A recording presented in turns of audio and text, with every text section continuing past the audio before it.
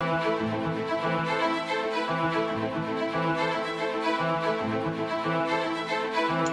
tal? ¿Cómo están? Bienvenidos al Bote Pronto de esta noche, de hoy martes. Me da mucho gusto saludar a Mónica Meltis, ustedes ya la conocen, la directora de Data Cívica, a la que hemos estado invitando por este ejercicio que viene haciendo la organización, que tiene que ver con contar la violencia política, votar entre balas, es decir, cómo estaba el asunto de la violencia política.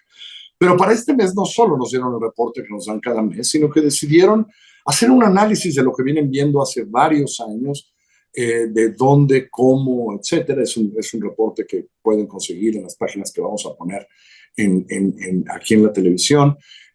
Muy bien explicado, con un muy buen resumen, porque me pareció muy inteligente, Mónica, te lo tengo que decir, ok, números son números y en este país los números de la violencia, pero ahí es un análisis, es ok, todo esto que hemos visto, qué quiere decir, dónde está y sobre todo, qué podríamos hacer para que esto no siga sucediendo, Mónica.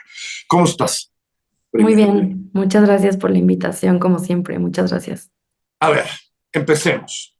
Lo que hicieron fue, ok, vamos a ver si con la referencia del número de 23, perdón, del 24, pero veamos 18 y 21, ¿no? ¿Y qué nos está diciendo esto, no? Entonces empecemos. ¿Por dónde quieres empezar? ¿Quiénes son las víctimas? No, sí, es Pues decir, es muy interesante. ¿Quiénes son las víctimas de esto que llamamos, no? Eso es muy interesante. sí, pues bueno, de entrada creo que algo que hay que decir que es muy importante es que el análisis que hemos hecho para este reporte nos dice es que en 10 años casi se ha triplicado el uso de este tipo de violencia contra actores políticos, ¿no? Recordando que hacemos un análisis sobre violencia en el contexto electoral, pero no solamente, y justo esto es muy importante de quiénes son las víctimas, documentamos personas candidatas que están contendiendo contra un cargo que han sido víctimas de violencia, sino que también documentamos personas funcionarias, ¿no? Que están siendo víctimas de este tipo de violencia. Y bueno, lo que vemos es Y muchos en seguridad, ahorita lo hablaremos, pero por ejemplo, en las partes de seguridad, etcétera, ¿no? justamente, lo que vemos es, bueno, de entrada, 1 de cada 5 víctimas son candidatos o candidatas a algún puesto público. Pero otra cosa muy importante es que hay una enorme cantidad de personas funcionarias que también son víctimas de este tipo de violencia, ¿no? Principalmente las personas que son parte de algún cuerpo de seguridad, ¿no? O sea, funcionarios de policías locales, policías municipales, policías a nivel estatal, ¿no? O personas que simplemente trabajan en este sector, ¿no? Y eso, pues bueno, es algo que nos dice de entrada ya un montón de cosas respecto a, como hemos venido diciendo a lo largo de estos últimos meses, cuál es el tipo de control que los grupos de crimen organizado están intentando tener, ¿no? Y Y eso me bueno, parece muy importante, ese número que ustedes dan. 77% de esta violencia se da en los municipios, en así es. funcionarios, candidatos, aspirantes, etcétera, etcétera, municipales, lo La cual mayoría de estos son justamente a nivel municipal.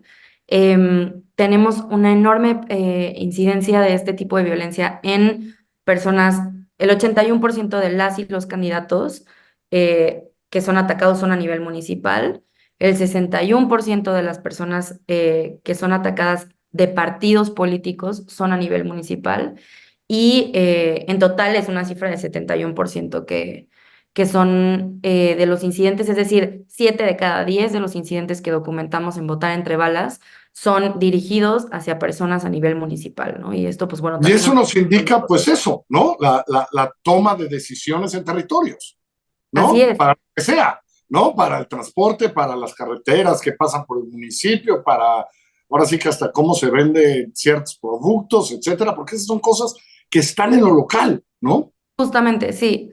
Lo que nosotras, digamos, teorizamos, analizamos, es que los cárteles de crimen organizado utilizan la amenaza de violencia contra candidatos y personas funcionarias para influenciar, entre otras cosas, en la política pública de seguridad, ¿no? En la recreación de redes de protección por parte del Estado y de los cuerpos de seguridad a los grupos criminales y también para capturar los recursos municipales sin lugar a dudas, ¿no? Y bueno, también parte de las consecuencias de esto tienen que ver con, pues que al obtener el control de las autoridades gubernamentales y sus finanzas, pues los grupos criminales terminan por saquear, ¿no? Las economías y también hay que decirlo, ¿no? O sea, las sociedades a nivel local, cuando hay grupos de crimen organizado que controlan, por ejemplo, venta de alcohol o abarrotes, ¿no? Pues bueno, eso tiene una merma importantísima en también la economía de las sociedades, sobre todo a nivel municipal y pues nos habla también de cómo se va extendiendo el nivel de control, no solamente control político, sino control territorial, control social, control económico, como ya bien dices, ¿no? Está claro que partidistamente, o sea, Morena gobierna muchas partes, un cuarto de las víctimas están y son de ese partido, ¿no? O aspiraban a Así ser es.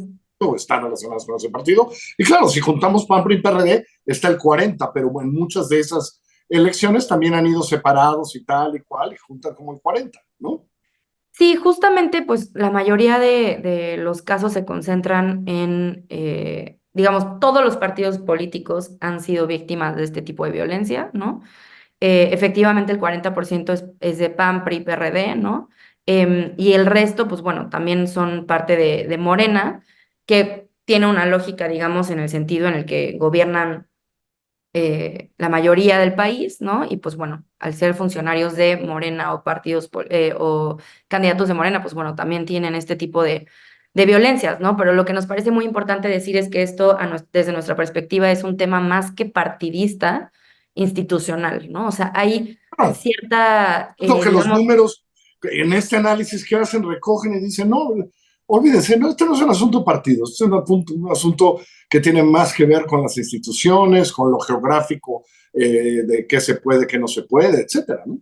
así es, justamente, o sea, en realidad lo que vemos es que esto es algo que tiene que ver mucho con cómo los arreglos en realidad, si bien es cierto que cambian cuando cambian digamos, de gobierno, los, los arreglos políticos de protección a los grupos criminales son muy pegajosos, ¿no? O sea, digamos, no es que se va todas las personas y no es que las instituciones cambian cuando cambia un partido político, ¿no? Y ese es un poco el trasfondo de lo que intentamos también comunicar con el concepto de gobernanza criminal y con todo lo que hemos analizado en conjunto con la doctora Sandra Ley y colegas de Animal Político y otros colegas, es que en realidad este es un tema que para transformarse o para sobreponerlo, tendríamos que estar generando transformaciones profundas y radicales en las instituciones de seguridad y de justicia, ¿no? Es decir, tenemos una democracia electoral que no necesariamente se ha traducido a los sistemas de seguridad pública y de justicia, ¿no? Y entonces hay instituciones, sobre todo a nivel local, en donde se concentra este tipo digamos, influencia de los grupos criminales y bueno, en paralelo el debilitamiento de las policías, el debilitamiento digamos, sí, la policía Sí, sí. más Y el próxima, ¿no? Más ejecutivo y etcétera. Y cercana, me gusta la y parte el donde hablan de, ejecutivo, ¿no? me gusta la parte donde hablan de democracia, porque la primera democracia es siempre la más cercana. Es decir, para quien vive en un municipio, su relación es con su policía municipal, con sus funcionarios municipales, son los que le dan el servicio cotidiano de ciertas cosas, de agua, de tal, de cual, de transporte, etcétera, etcétera. Y de alguna manera hemos olvidado a estas fuerzas de seguridad y justicia a ese nivel municipal, ¿no? En territorio. Claro.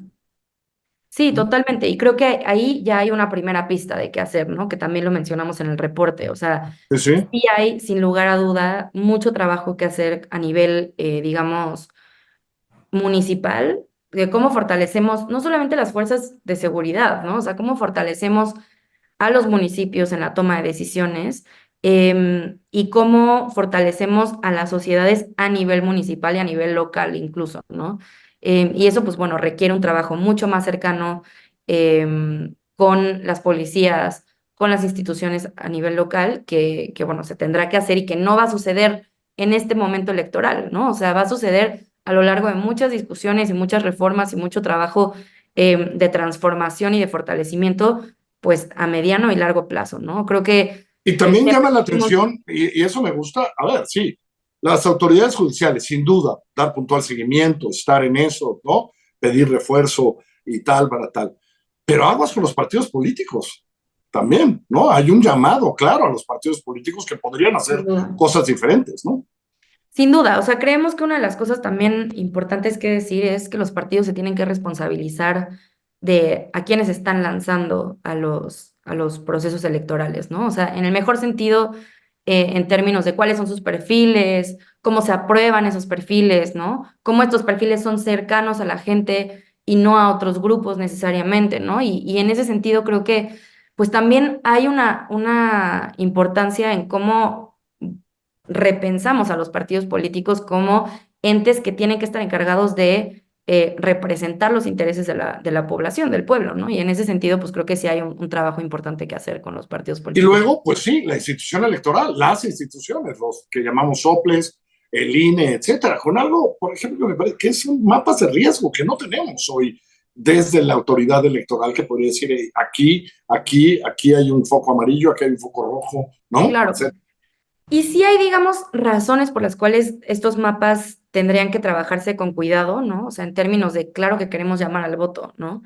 Pero, y algo que también me parece muy importante mencionar es que no hemos documentado hasta ahora violencia dirigida hacia los votantes, o sea, No, no, no. ni el día de las elecciones, afortunadamente, creemos que esto va a seguir siendo así, ¿no? Pero lo que sí hemos identificado, por ejemplo, es que cuando hay, por cada persona candidata, o funcionaria o militante de partido atacada, aumenta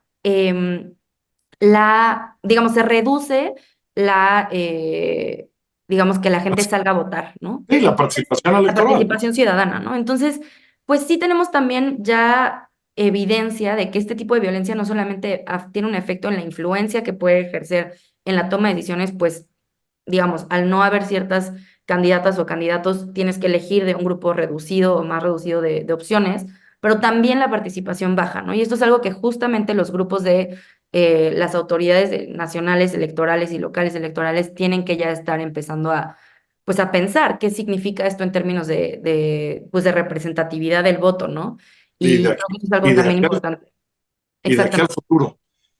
Me parece fundamental porque, por desgracia, creo que en los 50 días que nos faltan, vamos a seguir viendo estos eventos, ustedes van a seguir haciendo su trabajo, pero tenemos que empezar a pensar cómo frenar esto, porque creo que ese es un golpe a la democracia brutal.